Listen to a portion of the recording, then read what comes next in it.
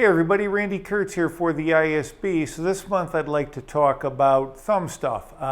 We've talked about various conditions in videos that we've done here before, and what I'm finding is a lot of players are having thumb pain, and it's pretty much in the same kind of place. This is where it starts anyway. It can progress further to become a condition, but usually it's going to be right at the base of the thumb there, sometimes up here in the joint, but more likely down here.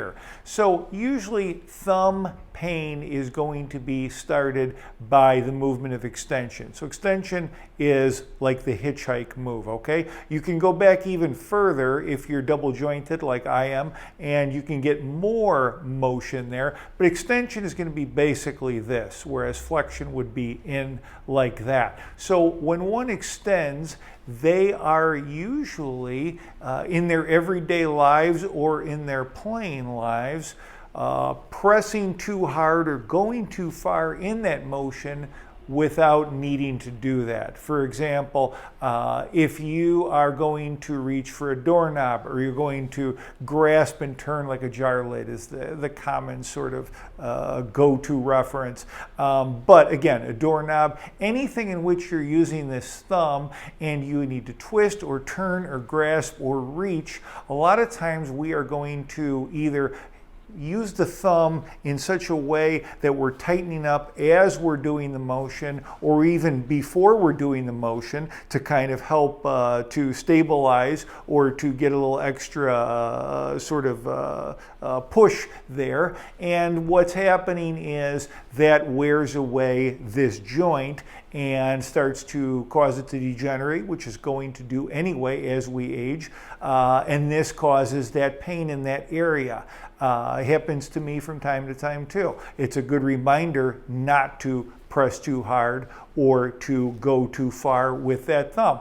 Commonly, as a player, you're going to find this in bowing situations too. Already there's an issue a lot of times with tension with bowing styles. So sometimes, to take pressure off of other joints, the thumb will press a little harder than necessary, whether separately from or in conjunction with these other joints. Again, either to compensate or just as a general tension throughout. So even when bowing, whether French or whether underhand, we're going to have an issue with, again, extension causing pain in that area. Many times it's just from excess pushing and excess tension, whether doing a task related to playing or in our everyday lives. So the key is just to be mindful of that and not press so hard, and you may find that the discomfort there is going to wear away and change. I have this happen in my office, especially with a dentist, people in the dental industry, and other people who are using that extension exclusively, and once you make them aware and get them to relax a little bit, the pain goes away with really great results. So that's what I would suggest for you. A couple other things in that regard are glucosamine, we've talked about before, that can help with that cartilage wearing away a little bit less perhaps. And also, I've shown some stretches here in the past where I've shown kind of a warm-up stretch where you go such like that, and then over to the thumb as well. Those are great to help to loosen up and to keep the wrist and the forearms loose and not as tense when you're working on them.